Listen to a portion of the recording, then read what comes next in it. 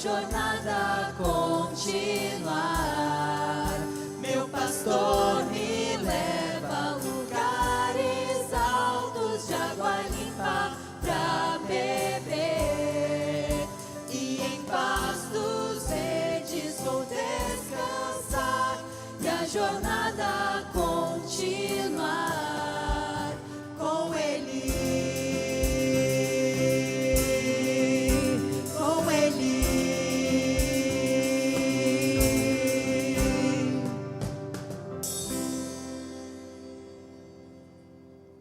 Convido você a se colocar em pé e continuar louvando com a gente a música Ó Quão Lindo Esse Nome É.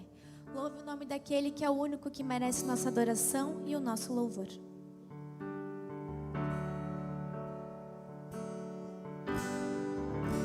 No início eras a palavra,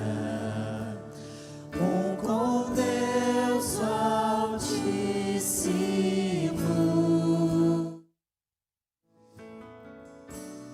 O mistério de tua glória, Cristo em ti se revelou.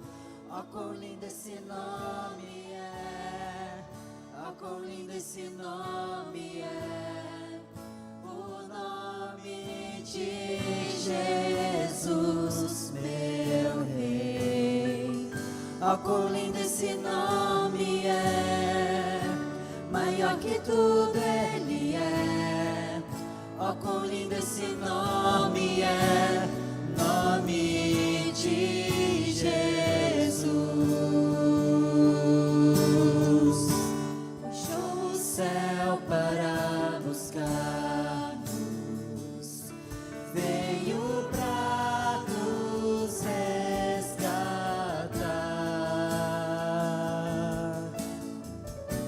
Amor maior que o meu pecado, nada vai nos separar. Oh, quão maravilhoso é, oh, quão maravilhoso é o nome de Jesus, meu Rei. Oh, quão maravilhoso é, maior que tudo Ele é. Oh, quão maravilhoso é o nome de Jesus. Oh, quão maravilhoso é o nome de Jesus.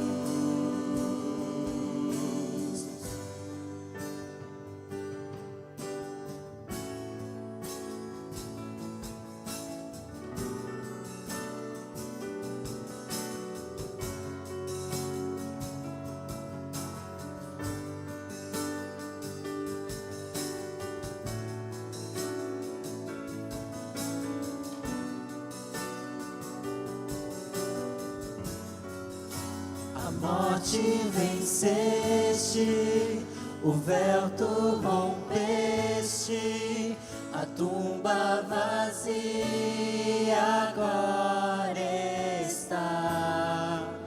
O céu te adora, proclama tua glória, pois ressuscitaste, vivo estás. És invencível, inigualável, hoje pra sempre reinarás.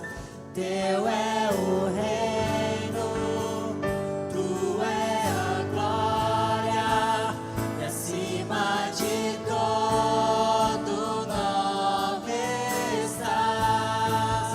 Poderoso esse nome é, poderoso esse nome é, o nome de Jesus, meu Rei. Poderoso esse nome é, mais forte que tudo é. Poderoso esse nome é, o nome de Jesus. Poderoso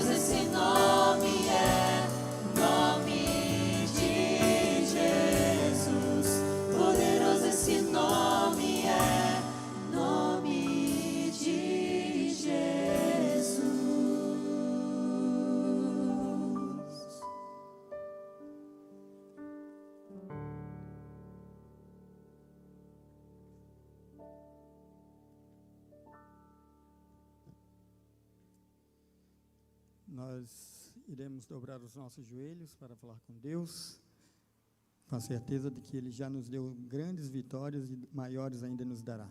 Vamos nos ajoelhar?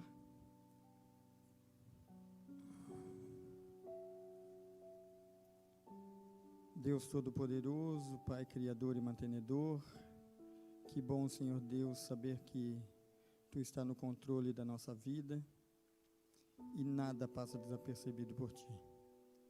Temos a certeza de que Teu Santo Espírito está aqui conosco para nos abrir a mente, para que sejamos, Senhor Deus, receptivos à Tua palavra e ao a mesma palavra ser passada a cada um de nós pelo pastor Antônio, temos a certeza, Senhor Deus, que ela vem dos altos céus. Em instantes também Tu receberás o louvor que será erguido pela Simone, tudo para render graças a Ti, Senhor Deus. E o nosso louvor como membros da Tua igreja, ao estar prostrado diante de Ti, é o louvor daqueles que Te buscam de todo o coração, com a certeza que Te acharemos. E assim, Senhor Deus, entregamos a nossa vida em Tuas mãos, na certeza de que fomos perdoados dos nossos pecados, porque confiamos nos méritos de Cristo Jesus. E é em nome de Jesus que fazemos essa oração. Amém.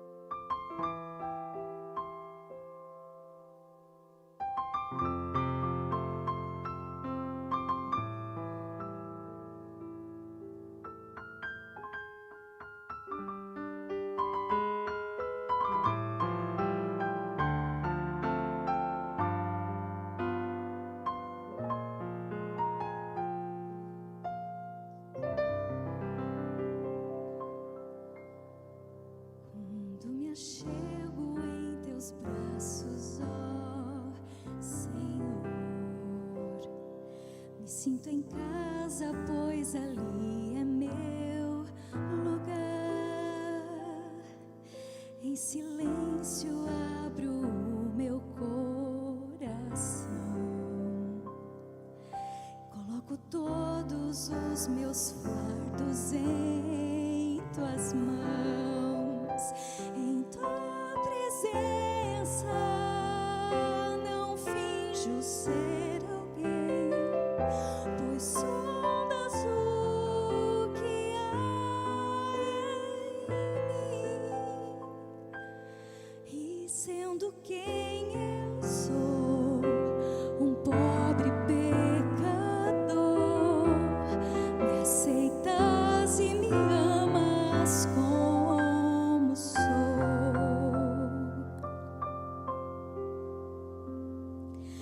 Tenho buscado a cada dia ser melhor, mas sem pensar cometo erros que não quis. O Teu amor sempre convida-me a voltar. E quando caio, Cristo quer me abraçar. Em Tua presença não finjo ser alguém, pois sondas o que há em mim. E sendo quem eu sou, um pobre pecador, me aceitas e me amas como sou. Em Tua presença não finjo ser alguém, pois sou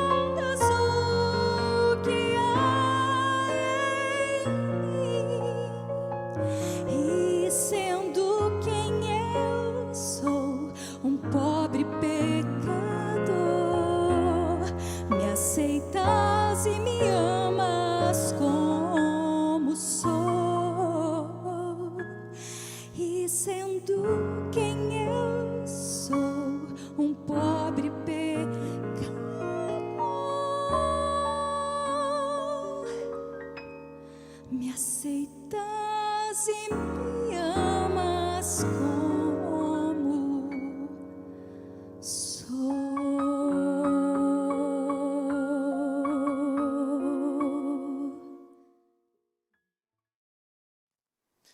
Prezados irmãos, boa noite. Feliz semana a cada um. Que bom tê-los aqui. É sempre muito bom estarmos reunidos na casa do nosso Pai e junto buscarmos sua face, buscarmos a orientação que Ele tem para nós através da sua palavra. Que bom também tê-lo aí, você que nos acompanha, está conosco pela internet. Louvado seja Deus por sua presença aí. Isso. Prezados irmãos, eu gostaria de abrir a Bíblia com vocês no livro de Lucas, capítulo 7. São Lucas, capítulo 7.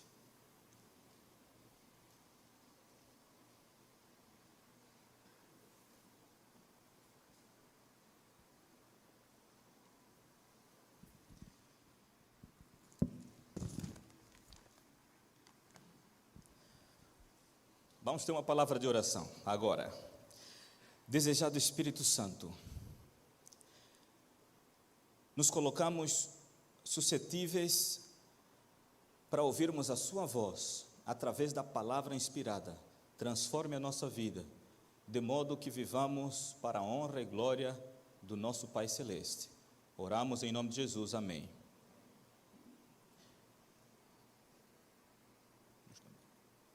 Quem já viu,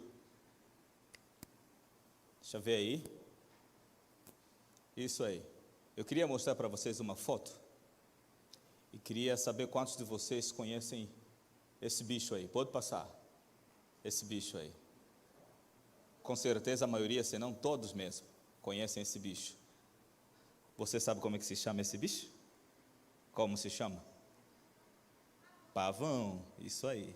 É um bicho tão lindo. Eu, pessoalmente, desde criança, sou muito impressionado com a beleza desse bicho. Desde criança. Alguns dizem que o designer dos vestidos, de alguns vestidos das noivas, são retirados desse bicho aí, pavão. É um bicho muito lindo, glorioso, cheio de imponência. É um lindo, simplesmente bonito. É um bicho simplesmente bonito. A seguir, tem um outro bicho. Esse bicho aí. É uma ilustração que eu gosto muito de fazer nos meus sermões. Esse bicho aí. Sabe como é que se chama esse bicho? Lagarta. Eu, pessoalmente, não sou impressionado por esse bicho. Eu acho um bicho muito feio. Sem glória, sem imponência. Fica se rastejando aí na grama, comendo grama. Só que acontece algo muito maravilhoso com esse bicho. Pelo menos com a maioria deles, né? Vão se rastejando, até entrarem numa casinha chamada o que mesmo? Casulo. Pode passar. E nesse casulo tudo acontece. Acontece um processo, um fenômeno chamado metamorfose. A lagarta deixa de ser lagarta, se transforma em uma linda borboleta. É isso que se chama metamorfose. Apóstolo Paulo, quando escreve em Romanos capítulo 12, verso 2, ele diz assim: prezados irmãos, não imitem a forma de viver deste mundo, mas antes transformai-vos pela renovação da vossa mente, para que experimentem quão perfeita é a santa e agradável vontade de Deus. A palavra transformação, que o apóstolo Paulo escreve em Romanos 12, capítulo 2, é a palavra metanoia, metamorfose. É essa transformação de vida, não apenas de atitude, mas de uma vida por completo. E esta transformação apenas é possível através de algo que se chama graça. Graça. Por isso é que o tema da mensagem de hoje, pode passar? É graça transformadora. Por isso é que eu pedi para vocês abrirem aí o Evangelho de Lucas, capítulo 7, a partir do verso 36. Nós encontramos aqui uma história muito interessante. Igual a lagarta e o pavão, ou o pavão e a lagarta. Lucas, ele escreve esse evangelho para um público muito especial, os gentios. E na ótica de Lucas, o evangelho deve ser para todos. Por isso a expressão todos é muito recorrente no evangelho de Lucas. Numa cultura muito machista, quando vem um evangelista dizendo assim, um pregador dizendo assim, não, o evangelho é para todos, para mulheres também, para as crianças também, para os estrangeiros também, para os pobres também. Ou seja, Lucas está dizendo assim, Jesus Cristo é o Salvador de todos, para todos. Por isso Lucas, propositadamente, ele traz uma história aqui de uma mulher que sofreu uma metamorfose. Uma lagarta que entrou num casulo e então sofreu uma metamorfose. Lucas basicamente quer nos dizer assim, prezados irmãos, o terreno ao redor da cruz é plano. Todos nós somos iguais, mesmo sendo diferentes. Todos nós somos carentes da mesma graça, a graça transformadora de Jesus. Lucas então começa a contar dizendo que, no verso 36 do capítulo 7, convidado por um dos fariseus, por um pavão, né? Jesus foi convidado por um pavão. Fariseu eram aqueles caras que se achavam que vão ser salvos pelos méritos, né, próprios, pelas obras deles, né, por serem bonzinhos, por guardarem a lei. Então os fariseus em si não eram maus, eram cidadãos do bem. Mas só que eles achavam que a salvação vai ser por isso, por eles serem bons, por eles praticarem boas obras. Então Jesus Cristo foi convidado por um pavão. Só vivia mostrando a beleza dele, né? É só dar show, espetaculoso. Aí Jesus foi convidado por esse pavão aí, para um jantar. Jesus então foi à casa dele e reclinou-se à mesa. E ao saber que Jesus estava comendo na casa deste pavão, certa mulher, que a Bíblia não diz aqui o nome, mas Ellen White diz no livro Desejado de Todas as Nações, página 62, diz que esta mulher era chamada Maria. O nome próprio dela era Maria, irmã de Lázaro, a quem Jesus ressuscitou.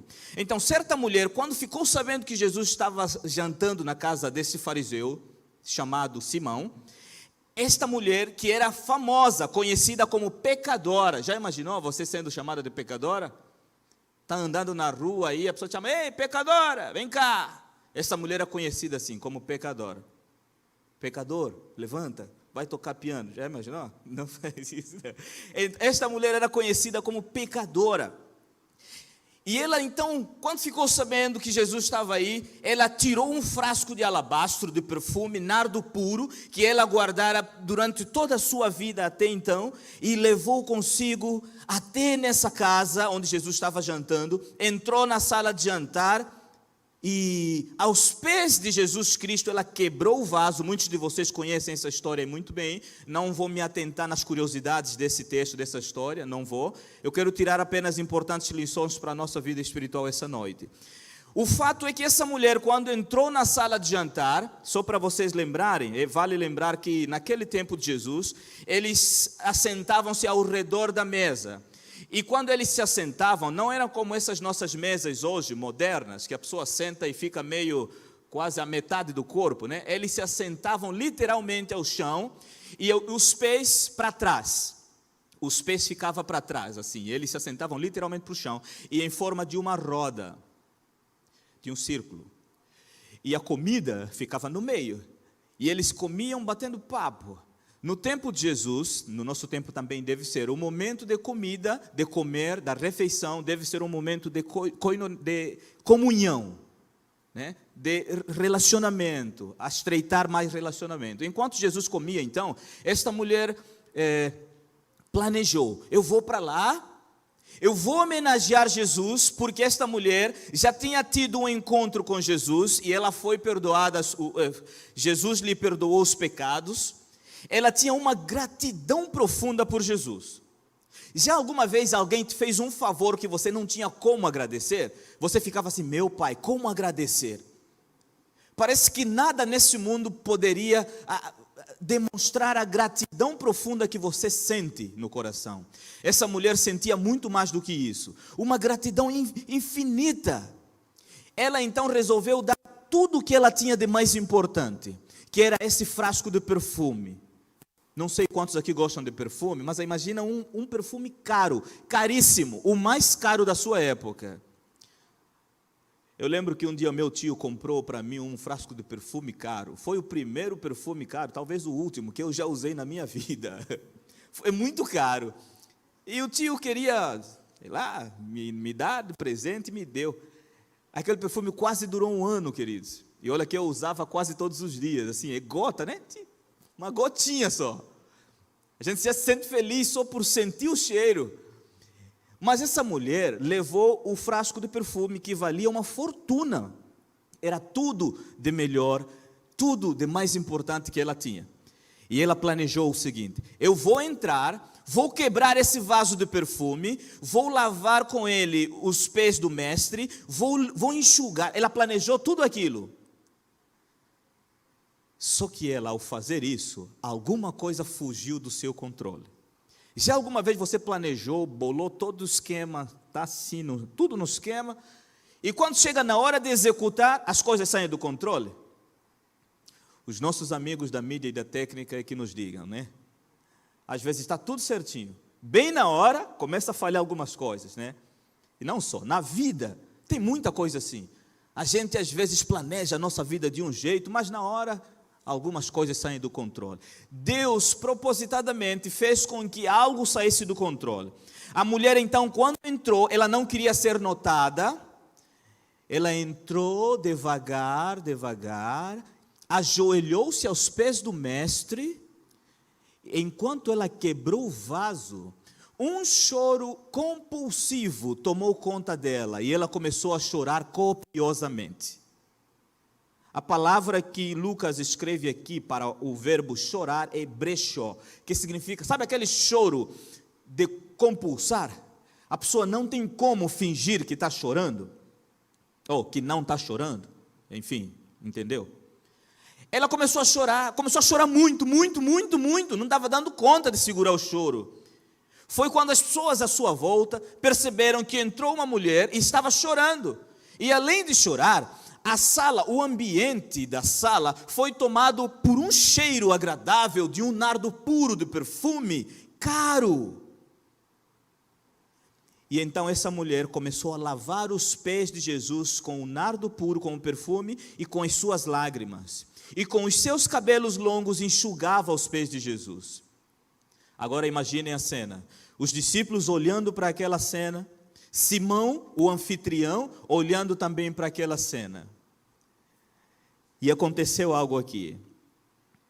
No verso 38 ainda, depois que ela enxugou os pés de Jesus com os seus cabelos, ela beijou os pés de Jesus e o ungiu com perfume. Ao ver isso, o fariseu, o pavão, que o havia convidado, disse a si mesmo, ou seja, pensou alto, ele só pensou alto, disse a si mesmo: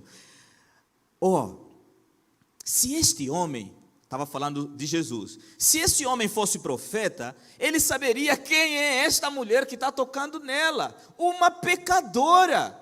Ele permite que uma pecadora o toque. Então Jesus, como lia pensamentos, Jesus então disse: Simão, eu tenho algo a dizer para você. Imagina, você só pensou alto, e a pessoa parece que leu os teus pensamentos, não parece, obviamente Jesus leu, e disse assim: Simão, eu tenho algo para te dizer. Imagina o susto de Simão. E Simão disse assim: dize, mestre, pode falar? E aí Jesus contou uma parábolazinha. As parábolas eram uma forma de ensino, na verdade até hoje. Na cultura oriental, lá naquele outro lado do mundo, eles pensam de forma concreta. Algumas vezes eu já falei aqui para vocês, porque a África tem uma cultura também. Então, os africanos e lá o Oriente Médio também pensam de forma concreta. Ou seja, enquanto aqui vocês pensam de forma abstrata, vou dar um exemplo. 2 cachorros vencem um leão.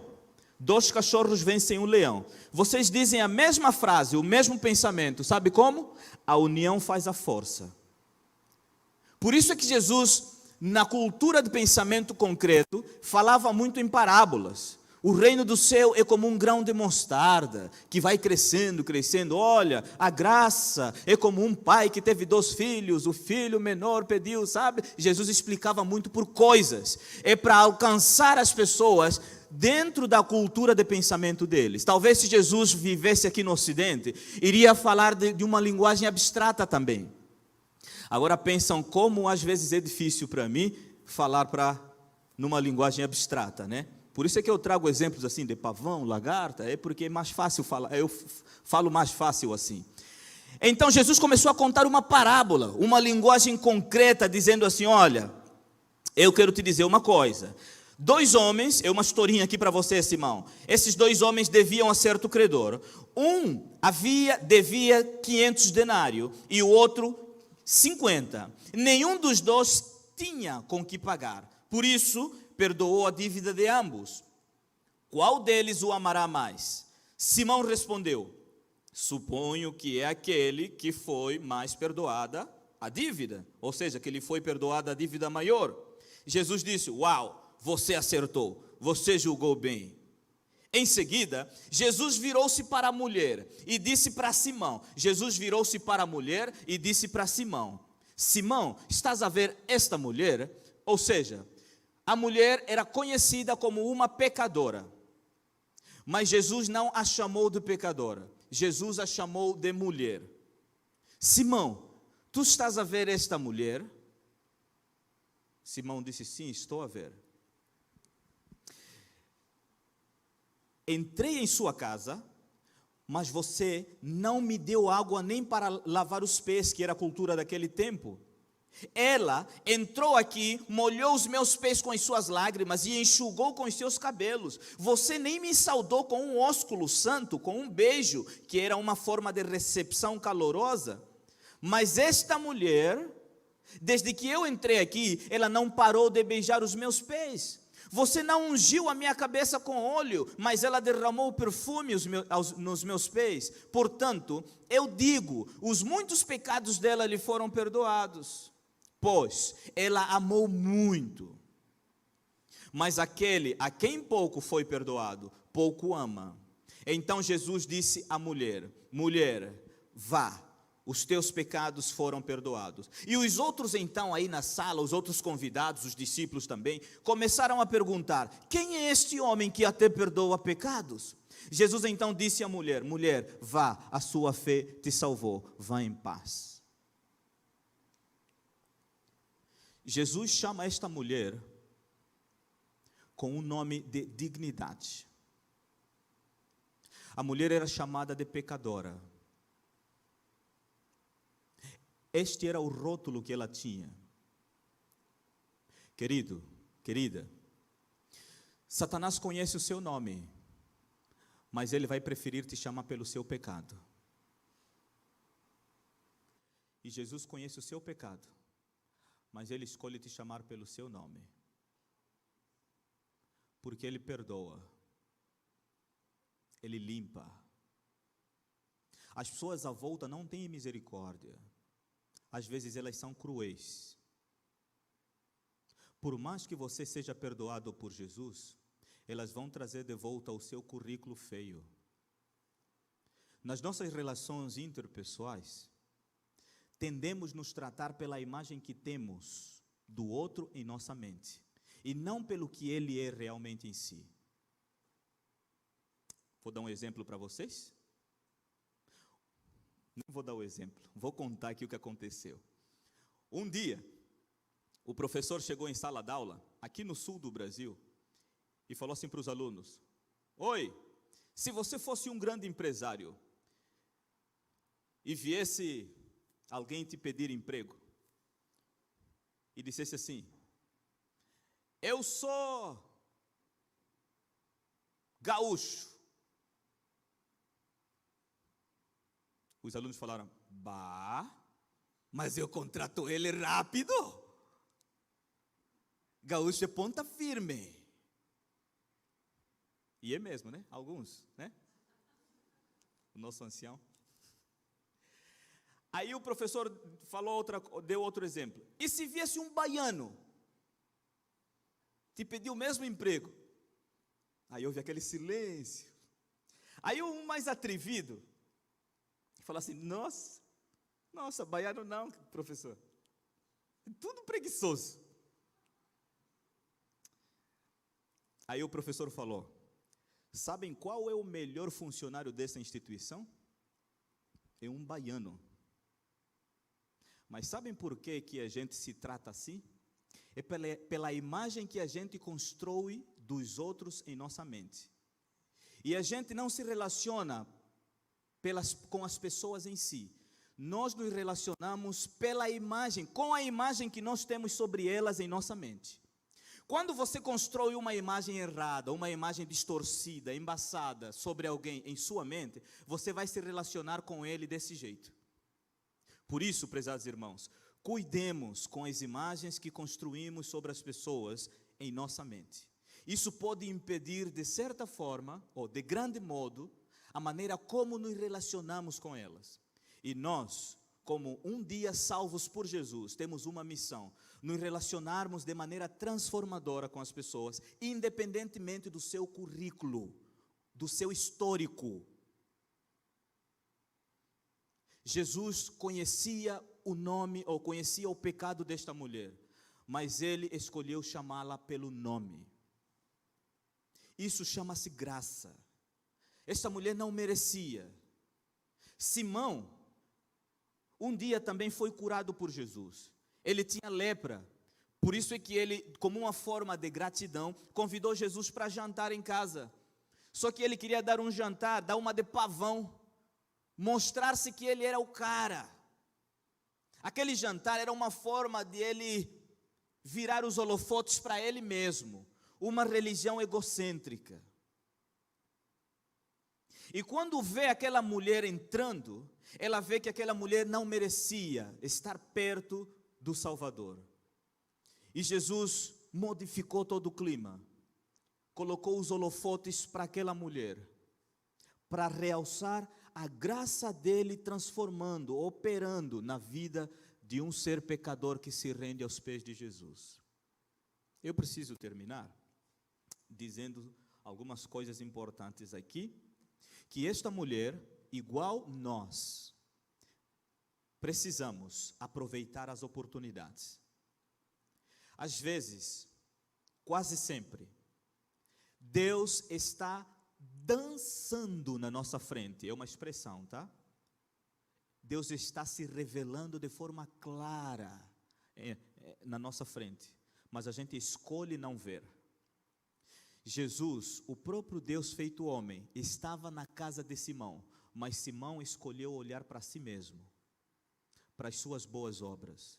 Esta mulher ficou sabendo que Jesus estava naquela casa, lá em Betânia. Ela aproveitou a oportunidade e ela foi, porque não queria perder essa oportunidade. Prezados irmãos, eu estou falando para meus irmãos e minhas irmãs em Cristo, que moram em um país com liberdade religiosa. Talvez ninguém aqui, eu espero que ninguém, saiba o que é ser perseguido por ter uma Bíblia em casa. Nós temos Bíblia em casa, temos templos bonitos, temos oportunidades e privilégios para demonstrar o nosso amor a Jesus. Mas simplesmente, às vezes, escolhemos não fazer, porque viramos os holofotes para nós mesmos. Eu conheço lugares que o cidadão ou a cidadã não pode sequer ter uma Bíblia, um livro sagrado do cristianismo dentro de casa.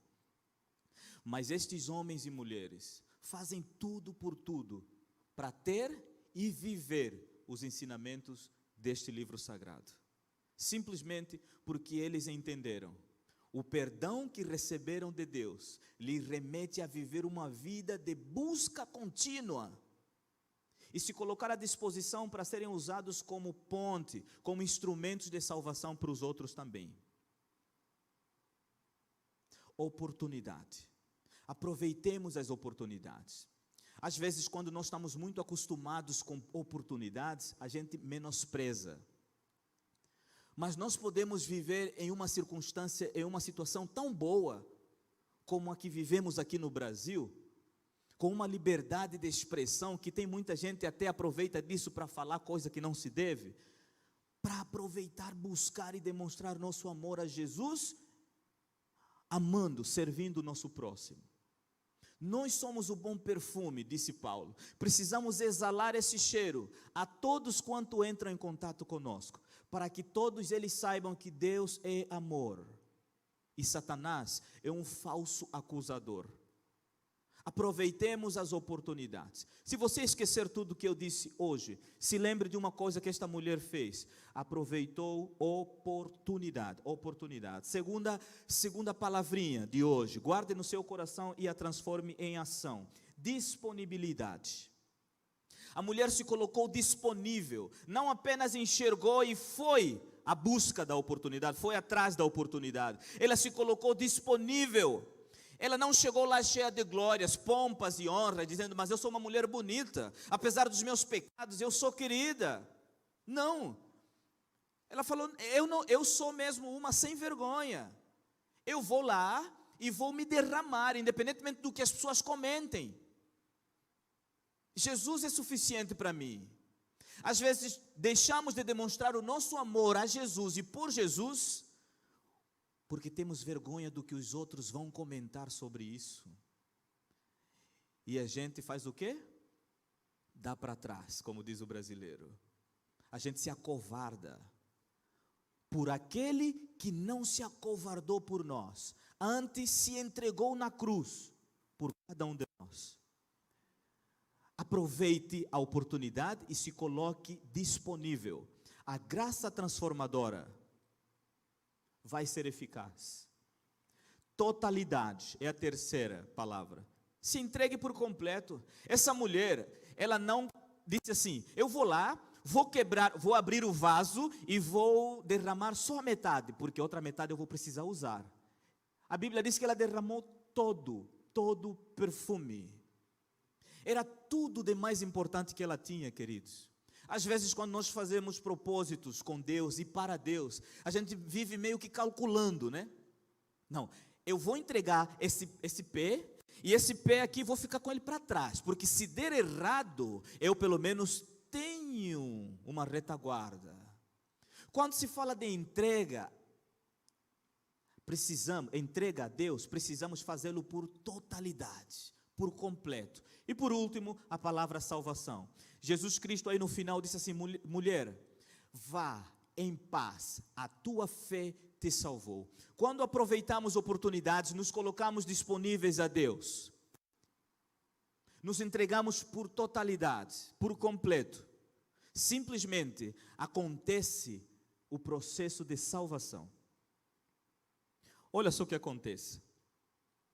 A graça transformadora, ela só transforma de fato quando nós nos colocamos numa posição de passividade ativa. Eu vou explicar mais ou menos o que é isso. Quando você vai dormir, você não chega na cama com a sua roupa, se joga na cama, o quarto todo claro, com as luzes acesas, e você fica dizendo assim, eu quero dormir, quero dormir, quero dormir, quero dormir. Você dorme assim? A menos que seja louco. Geralmente, o que é normal, pelo menos, quando você quer dormir, vai para casa, né? Ou toma um banho, coloca a roupa de dormir, vai para o seu lugar de dormir, geralmente é o quarto, apaga a luz. Quem gosta de dormir no escuro igual eu, deita na cama, coloca a cabeça no travesseiro, e você não fala nada. Até os pensamentos, procura desligar. Os boletos começam a voar na cabeça, você procura, sai. Eu penso de vocês amanhã. E sabe o que acontece? Geralmente, quando você se coloca num ambiente assim, o que acontece? O sono vem e toma você.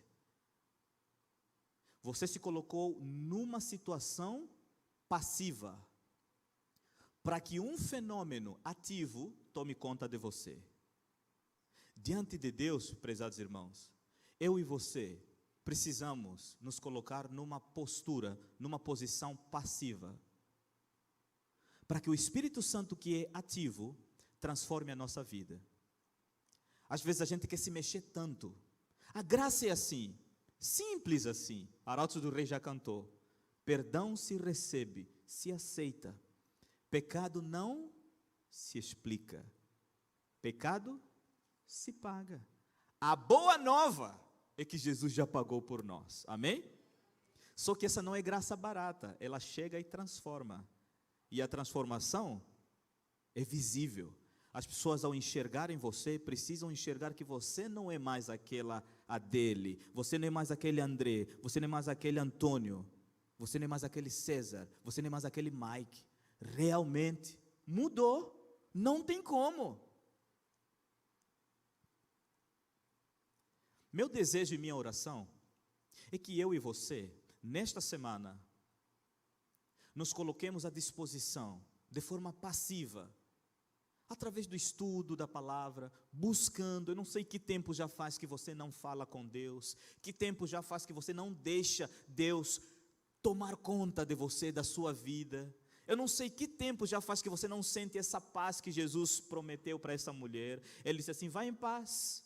Vá em paz. Eu não estou te dando essa paz política, eu estou te dando a paz que só eu posso dar, a Irene. Não é a Pax Romana, eu te dou a Irene, aquela Irene que transcende todo o entendimento, que você vai estar bem, vai estar tranquilo, mesmo com os boletos chegando, você vai trabalhando, dando no duro, mas você vai estar em paz, porque Deus está cuidando de você. Amém? Viva essa paz. Seja transformado por essa graça. Deixa Deus transformar você e se coloque como um canal de transformação para os outros também. Querido Deus e Pai, nos colocamos à disposição para que de forma transformadora o Senhor venha ao nosso encontro, enquanto a gente vai ao seu encontro também, e saiamos da sua presença para viver uma vida que testemunha o seu amor, a sua graça transformadora. E todos os dias termos um encontro pessoal contigo, como um lembrete de que distante do Senhor a gente não vive. Senhor, tenha misericórdia de nós. Que a sua graça seja plena e constante na vida de cada um dos teus filhos aqui, hoje e sempre. Nos conceda vitórias essa semana e por toda a nossa vida, principalmente a vitória na salvação em Jesus Cristo. E é em nome dele que nós oramos com fé. Amém.